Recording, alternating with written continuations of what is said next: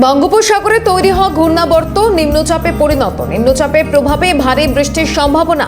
দক্ষিণবঙ্গের 9 জেলায় সপ্তাহ জুড়ে চলবে বৃষ্টি। বঙ্গোপসাগরে তৈরি হওয়া ঘূর্ণাবর্ত নিম্নচাপে পরিণত। আর এই মুহূর্তে সরাসরি আমাদের প্রতিনিধি মফিজুল ইসলাম রয়েছেন। মফিজুল, বৃষ্টিপাত হচ্ছে, তবে মাঝে কিছুটা সময় হয়তো বিরতি, আবারও বৃষ্টিপাত, এই আবহাওয়ায় এই মুহূর্তে জারি রয়েছে। কতদিন জারি থাকবে কি জানা যাচ্ছে আবহাওয়া দপ্তর সূত্রে?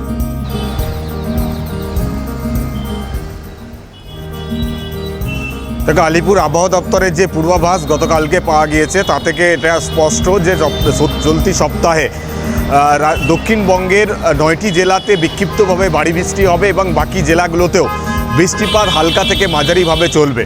কি কারণে এই বৃষ্টিপাত, যেটা তুমি শুরু করলে, সেটা হচ্ছে বঙ্গোপসাগরে এর আগে গত সপ্তাহে যে ঘূর্ণাবর্ত তৈরি হয়েছিল, সেই ঘূর্ণাবর্ত পরবর্তী সময়ে সেটা নিম্নচাপ অঞ্চল তৈরি করে এবং আজ থেকে সেটা নিম্নচাপে, শক্তিশালী একটা নিম্নচাপে পরিণত হয়েছে।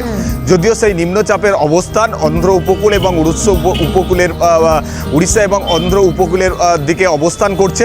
তার ফলে নিম্নচাপের সরাসরি প্রভাব হয়তো এই বঙ্গে না থাকলেও এই নিম্নচাপ এবং নিম্নচাপ পর্যন্ত বিস্তৃত মৌসুমী অক্ষরেখার প্রভাবে দক্ষিণবঙ্গের 9টি জেলাতে চলতি সপ্তাহ জুড়ে বৃষ্টিপাতের একটা সম্ভাবনার কথা বলা হচ্ছে। সেক্ষেত্রে আজকে কলকাতা সহ দক্ষিণবঙ্গের সমস্ত জেলাতেই বিক্ষিপ্তভাবে ভারী বৃষ্টির একটা প্রবল সম্ভাবনা থাকছে। আগামীকাল বুধবার দক্ষিণবঙ্গের 2 উপকূলবর্তী জেলা, তার মধ্যে 2 24 পরগনা রয়েছে, 2 মেদিনীপুর, এর সঙ্গে পুরুলিয়া, ঝাড়গ্রাম, মুর্শিদাবাদ, নদিয়া, এই জেলাগুলোতে ভারী বৃষ্টির একটা সতর্কবার্তা জারি করা হয়েছে।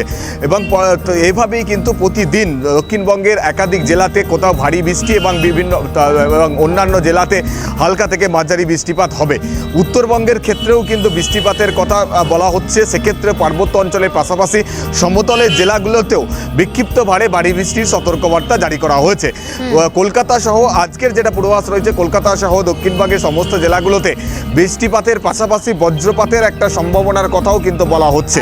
ফলে সব মিলিয়ে চলতি সপ্তাহের প্রতিটা দিনে বৃষ্টি হবে এমনটাই কিন্তু জানানো হচ্ছে আলিপুর আবহাওয়া দপ্তরের তরফ থেকে। তার প্রভাব, তার মূল কারণ হিসেবে যেটা বলা হচ্ছে যে অন্ধ্র এবং উড়িষ্যা। বোঝা গেছে মফিজুল, ধন্যবাদ জানাবো। আলিপুর আবহাওয়া দপ্তর কি জানিয়েছে শোনাবো।